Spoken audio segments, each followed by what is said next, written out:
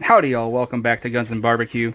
So, just going to be taking this flank meat that we cut off those ribs in the previous video, and like I said, we're just going to do some bits of jerky in a sense. We're going to get these seasoned up, going to put them in a sandwich bag, and then we're going to put these actually back in the refrigerator overnight. So, that's why you see this giant seasoning mess, because that is from when we seasoned the ribs, but there's no sense in cleaning all that up when we still got to make a mess with these. So let's get to it. Okay, so now we got these all seasoned up. Just did the one side. What I'm gonna do is actually just take all this meat now, just kind of rub it around like that, and we'll get it all done up real nice together. Like I said, we're gonna put it in a sandwich bag, let it sit overnight so it really soaks up this seasoning. And then we'll actually smoke it tomorrow and make some good little jerky out of it. So, alright y'all, so we're out here at the smoker. Just got these pulled out of the refrigerator about an hour ago. Tried to let them come up to room temp a little bit. As you can see here, we got them on a baking rack. This really helps when you're putting them on the smoker. You don't have to really fight it with anything. Makes it easy pulling everything off. You can tell this piece here, it's got some fat on the back side of it, so I've actually left that fat up. That's all preference. Really should probably cut that off, but I'm not going to fight with it. But we got the smoker set at 180 degrees here. There's really no telling how long this will take. Sometimes it takes about 4 hours. I've had other times where it's taken about 8 hours. It really depends and varies, but I wanted to do this jerky in its own video today instead of doing it with the ribs like I normally would. Normally I just do it with the ribs because I can put it on here, put it on the top rack, and let it do its thing, and I'm not wasting any extra pellets or anything, but I thought it was important to just show how I'm going to do this in its own video.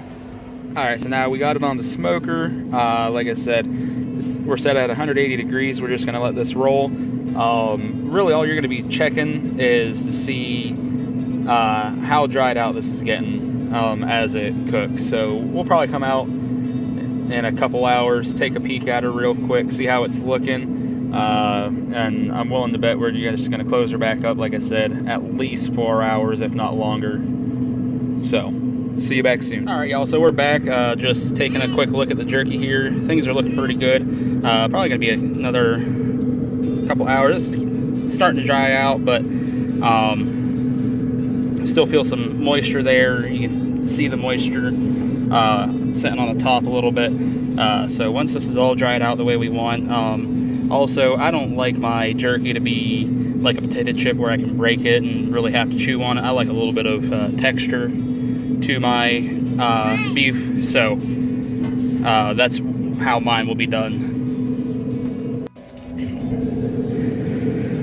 Alright y'all, so we're back out here. It's been about 5 hours now that the jerky's been rolling.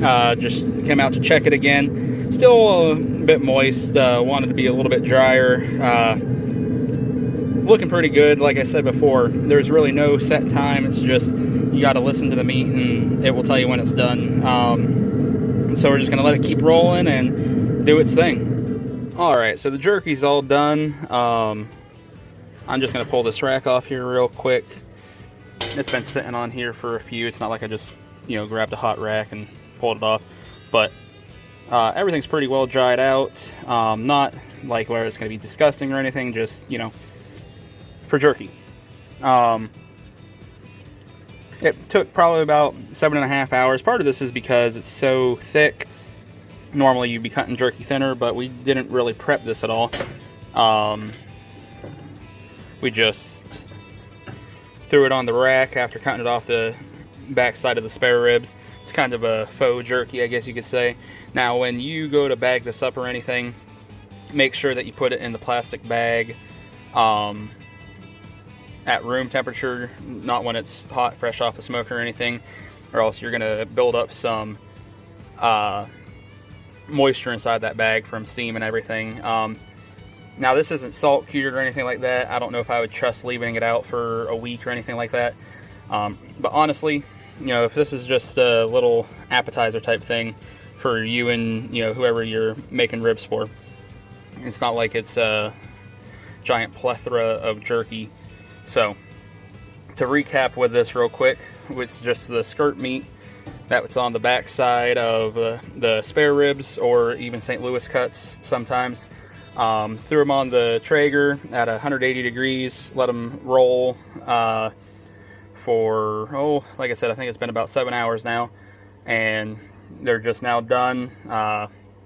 Just seasoned them again with the same seasonings that I used on the spare ribs: Memphis barbecue rub, some garlic powder, and a good portion of cracked black pepper.